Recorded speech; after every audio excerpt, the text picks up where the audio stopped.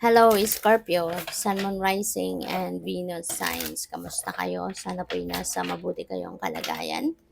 Welcome back po sa Star Tarot. At kung bago kayo dito, welcome din po kayo. Please subscribe, like, share my videos, and leave me a comment kung nakaresonate po kayo. Thank you.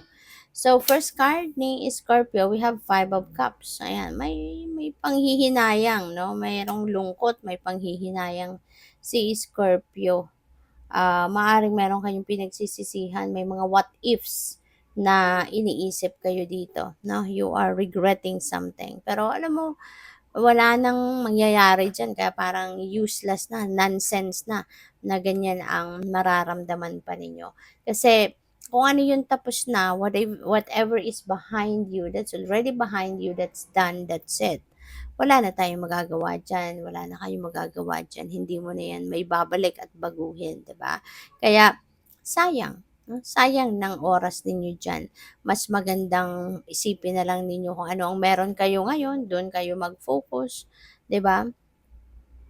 Doon kayo mag-focus at gamitin ninyo kung ano yung mga lessons that you have learned dito sa sitwasyon na 'to, na nakaraan na, kung ano mang mga natutunan mo diyan, yan ang gamitin mo towards your situations, sa present, moment ninyo para hindi na maulit yung mga panghihinayang na yun, hindi na maulit yung mga pagsisisi, 'di ba? So, yun, focus on what you have right now rather than, dwelling on what you don't have anymore or kung ano ang tapos na. So we have the Emperor. Emperor is a father figure. No? Baka meron kang pakikipag-usap na gagawin, important conversations with your papa around this time. No? Pwedeng ngayon lang kayo magkikita after a while, pwedeng ganun, or meron kang isasangguni sa kanya, importanteng bagay, pwedeng ganun din ang ganap. Promotion is also possible for some of you. Maaring kayo ay mapopromote into a leadership role. Kaya siguro merong ganitong sitwasyon, may Seven of Wands kasi ito nasa taas siya ng burol, no? So, parang nasa triumphant energy. Ang iba sa inyo dito, Scorpio, baka kunyari na-promote na nga kayo, naging manager na kayo, supervisor kayo.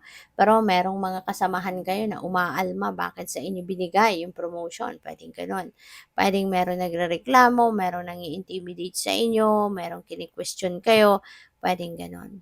No? So, pero kung titignan ninyo, yung mga ones na yan, nasa baba sila, pilit kang inaabot, pero hindi ka naman nila maabot. Diba? Kaya wala kang dapat na ipag-alala, wala kang dapat na ikatakot, wala kang dapat na gagawin, no, against them kasi hindi ka naman nila sinasaktan, 'di ba? So, yun, just be ready for anything. Be ready kasi kung kailangan mong depensahan ang sarili mo, din gawin mo. Kung kailangan mong kausapin sila, kausapin mo. Pero yun nga, makipag-ano ka, magmasid ka kasi hindi lahat ng ganitong mga sitwasyon ay kailangan patulan, 'di ba? So depende sa inyong sitwasyon. So, by the way, maraming salamat for subscribing, and if you haven't subscribed yet, subscribe na kayo, and also maraming salamat din for not skipping the ads. Malaking bagay yan sa akin, and also please click the join button sa baba ng video kung gusto niyo na mag-join kayo sa membership, okay? Salamat po. So, we have self-love. Ayan. So, number 61, self-love. Scorpio, maaaring panawagan ito sa inyo na it's about time na for you to love yourself. It's about time na for you to take care of yourself. It's about time na para unahin muna ninyo ang pagmamahal sa inyong sarili. Kasi baka lagi, no, para sa ibang tao kayo, naka-focus kayo sa ibang tao, inaasikaso ninyo lagi, pina-prioritize ninyo lagi yung ibang tao. But this time, this is panawagan sa inyo na it's about time na for you to focus on loving yourself. Take care of yourself. Okay? Para marami kang, kasi if you are not filled with love, kunyari, anong i-share mo sa iba? Anong ipapakita mong pagmamahal sa iba kung yung sarili mo nga hindi mo magawa yun? 'Di ba? So, kaya, in order for you to share love with other people, you need to love yourself first. You need to fill yourself with love first. Alright? So, yun. What else? We have teaching and learning. Alright? So, teaching and learning. Maaari na ang iba sa inyo dito, Scorpio, baka kayo ay isang teacher. Diba? O pwedeng ikaw isang teacher, academic teacher, spiritual teacher. So, depende, no? Sa inyong sitwasyon. But maybe you are someone na nag-share kayo, nag impart kayo ng knowledge ninyo, academic man knowledge yan, or practical, mga lessons that you have learned in your life, mga wisdom ninyo, maaaring yan ang sinishare ninyo with other people. So, regardless kung ano kayo, no? But, maybe, no? Nagsishare kayo ng nagsishare at nagtuturo kayo ng inyong kaalaman, no? Sa ibang tao. Pwedeng ganun. And, hindi lang yun natatapos doon, no? You are also learning new things. You are also learning new information, mga ganyan, no? At siguro yung patuloy ninyong natututunan, yun din yung inaano ninyo. Yun din yung sinishare ninyo. 'Di ba? So, what else? We have self-discipline. Ayan, disiplina to sa inyong sarili, Scorpio. Maaaring sa ngayon, kailangan mong i-practice, no? Yung disiplina sa sarili mo.